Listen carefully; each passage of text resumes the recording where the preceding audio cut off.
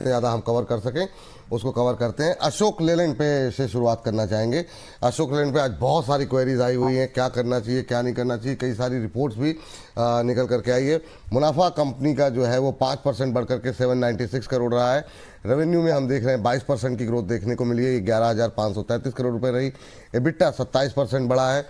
Margins में भी improvement देखने को मिल रहा है। हालांकि दो तरह के व्यूज़ रहे, ब्रोकरेज हाउसेस की रिपोर्ट कुछ एक टारगेट को बढ़ा रही हैं, कुछ एक ने गिराया भी है। लेकिन सर अशोक लेलैंड अच्छे मोमेंटम में 1.5% ऊपर 209 के आसपास ट्रेड करता हुआ कैसे देख रहे हैं सर?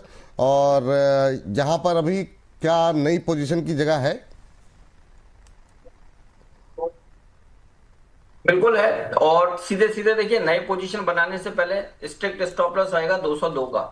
202 के एसएल से जिसके पास भी पोजीशन है वो होल्ड करिए, और नया भी बाय करना चाहते हैं बाय कर सकते हैं। स्टॉक में और तेजी बनेगी। 221 पहला टारगेट बनेगा, और दूसरा टारगेट की बात करते हैं तो 229 तक के अपसाइड मूव अशोक लेलैंड में नजर आते हैं। कंटिन्यूअस हायर हाइस हायर लोज में काउंटर ट्रेड हो रहा है। 5 ईएमए के ऊपर लगातार लगकर चल रहा है, तो 22 पूरी तरह से पॉजिटिव है। Short term, medium term, long term सारे 22 स्टॉक के लिए पॉजिटिव नजर आ रहे हैं। 221 229 के टारगेट के लिए लॉन्ग करने की सलाह है। स्टॉप लॉस रहेगा 202 का। 202 का, चलिए ठीक है।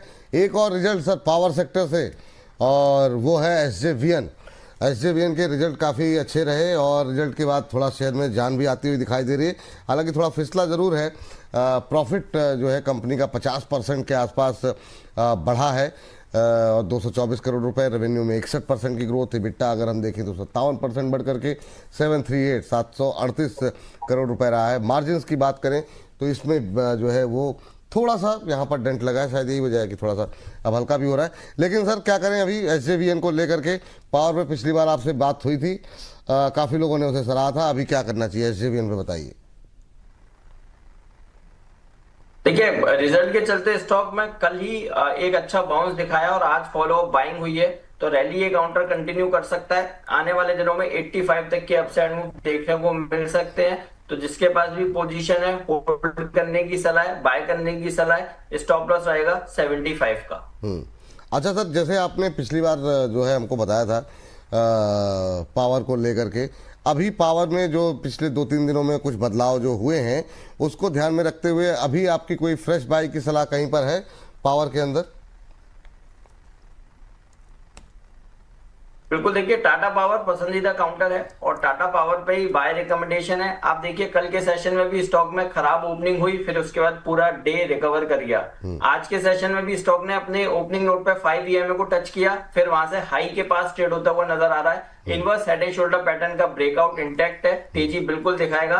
आने वाले दिनों में 390 और 410 के जो टारगेट सुझाए हैं वो बिल्कुल इंटैक्ट है।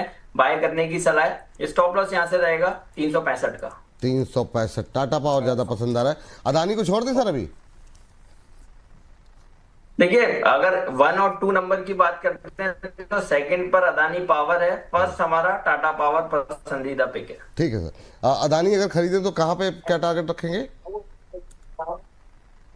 सर यहाँ पे भी खरीदने की सलाह है। स्टॉप लॉस है हमारा 138 का। बाउंस बैक में हमें लगता है 162 से 170 तक के अपसाइड में देखने को मिलेंगे। 162 170 के टारगेट के लिए खरीदारी करने की सलाह अदानी पावर में। अभी 150 के आसपास चल रहा है। चलिए।